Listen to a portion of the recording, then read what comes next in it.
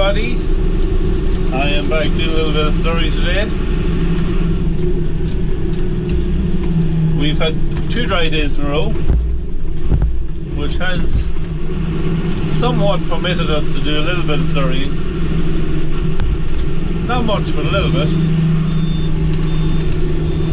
And spreading from the out farm where we have our Frisian weanlings and Hereford weanlings.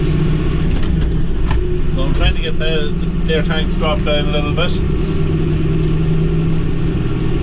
Initially I tried to spread a couple of loads in we have a farm rented actually just here now where this bend is. There's a gate in on the right hand side. We have a farm rented here that we usually graze our cows on,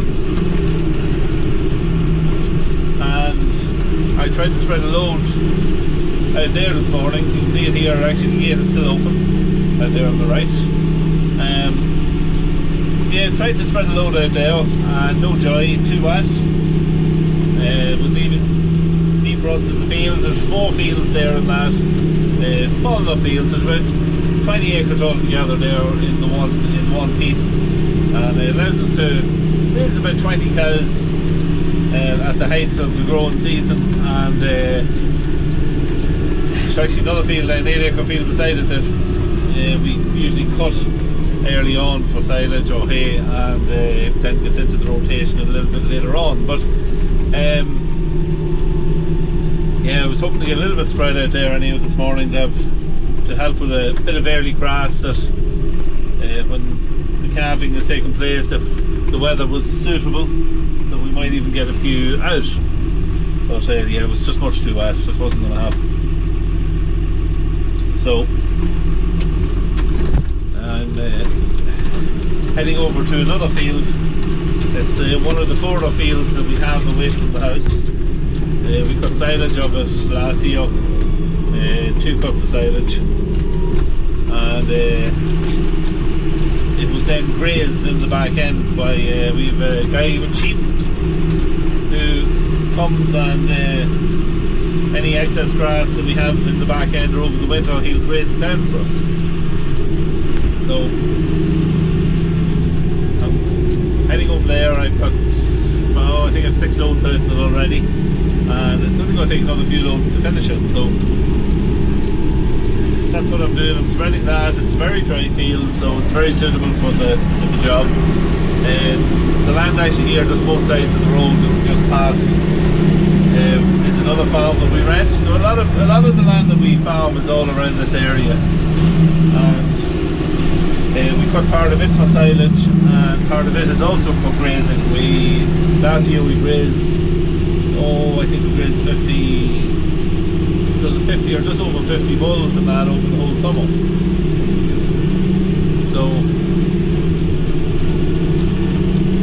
yeah, it's another farm earmarked for some slurry if it'll just dry up.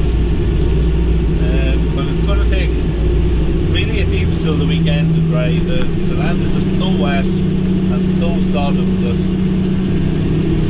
it needs another 3 or 4 days for it to dry out properly.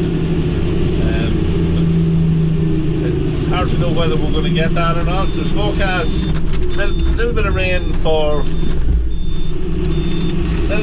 tomorrow. Tonight. Early in the morning possibly, which could actually fall as snow. So we're not sure what it's going to do overnight. But then after that, it's to be dry up the weekend. So look at it, fingers crossed, if we don't get much rain, it may work in our favour that we might be able to get some out maybe Friday, Saturday time. So we'll just have to see how that plays out. So as you can see, like we've been rising all the way for the last almost a mile, I'd say. It actually gets quite steep here now. So this ground is well elevated up, which means that it is going to be that bit drier, or a better runoff of water off it. And like the way it's as you'll see when we pull into the field, from the gate the field drops right the whole way back down, so like there's it could rain as much as it wants on it and there is no water can lie on it. It's not possible. It's a field that we would rent it now for about, we must have it 15 years I'd say. A lot of our land that we farm is on long-term lease or long-term rental with the people that we rent it off. And yeah, we reseeded it a couple of years ago, but before that we made hay out of this field for years, and it was an absolutely fantastic field to make hay of because it is south facing and the sun always was able to get at every part of the field. It's quite a tight turn into the field, kind of turning back on ourselves. And as you can see, we have got quite a bit of it slurried already. It is starting to get a little bit dark.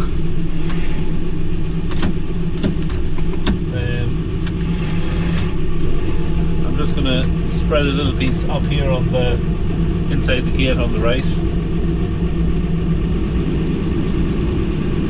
kind of just to cover this part of it, and we'll travel on down then.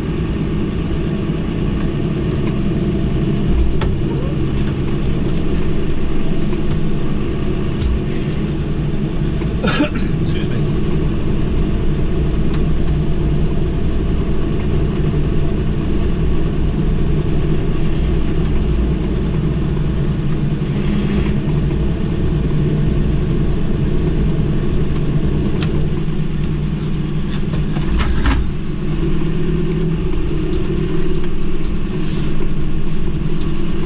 Yes, we've only really got to strip down along this stitch here that we can take at the end. It's this odd shaped field, and kind of the way it's laid out, the steepest end of it is over the far side, so it's easier to leave.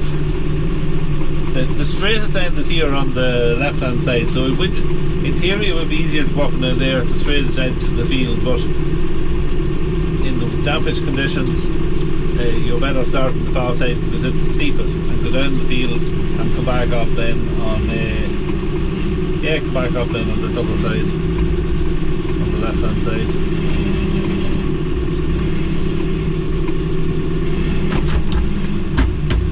Sometimes it can be quite tricky to slurry a field when there's hills in it, because you don't want to get yourself into too much trouble, either marking it or tractor running away. But you want to be very bad for the 6.9 and the 2,000 gallon tanker would run away on you. There's actually that land there we passed on the way up. There's one field inside the gate. I'll make sure that I video when I'm slurrying that, because it is probably the steepest hill that I have to do. There's two parts to it, and yeah, it's not for the faint-hearted. The first time I ever slurried it, I was driving their John Deere 2130, and it had a 1,300 gallon Ruscon slurry tanker on it. And it all started off great. It started at the bottom of the field. Actually, how I still slurry it to this day. But 2130 just wouldn't have the same weight behind it as the 6.9. But yeah, I got about halfway over and I was coming near the steepest part of it. And as I slid, as I went up, come up halfway up the hill, the tractor started to spin, and I just said, oh no, I'm in trouble. And the slurry tanker was probably about half full, let's say, at this point. And the tanker pulled me backwards, back down the hill. And I remember we had a loader on the tractor at the time, and the loader was up fairly, it was probably up high enough. But it pulled me right back down and swung me around like a pendulum. The tractor slid right round. Luckily that the ground was wet and the tractor wasn't able to dig in. At one point I thought the tractor was going to flip over, but it's the closest I ever come to having a tractor topple over. It is the only time that I've ever got into trouble on the hill. It taught me a very valuable lesson, and when I was slurrying it, the valuable lesson was to go and get a 4-wheel drive. The following year then we had the 2850 on the tanker, and it was a little bit heavier and it's better able to handle it. So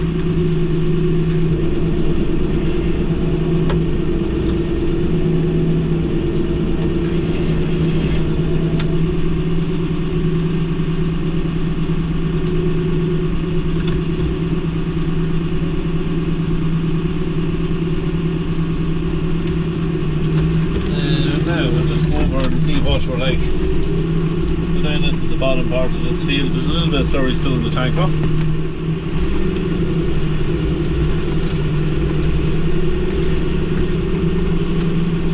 Yeah, so this is the 1.5 acres down the bottom of this field.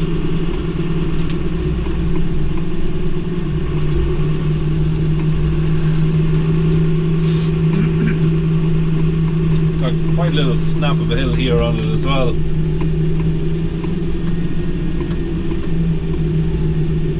Just a pity we haven't another 30 acres like this for spreading our slurry on.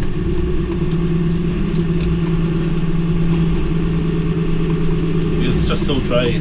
I haven't even got the 4-wheel drive on.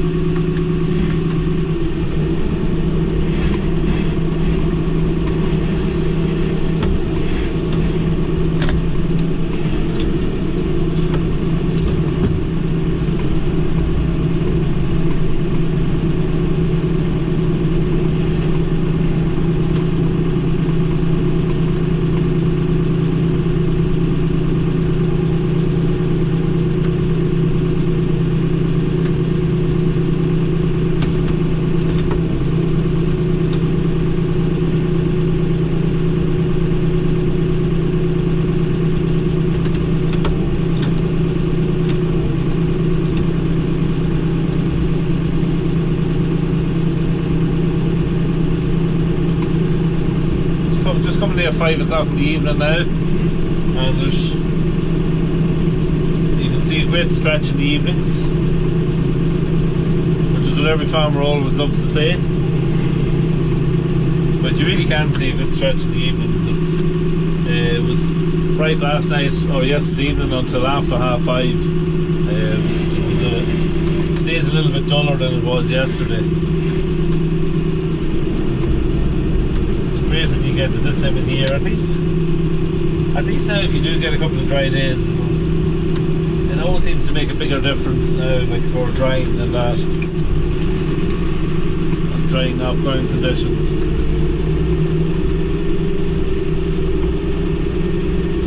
That's us finished now, that load.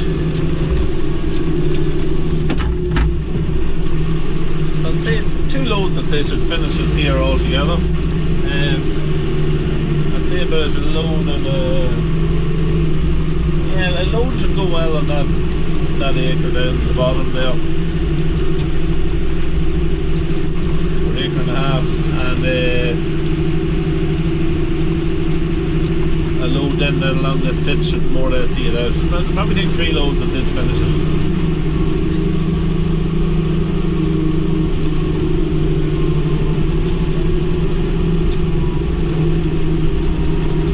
We have that out of the, by the time we have all that out of the tanks down there on that out farm, that should do us now until those weanlings will be getting out.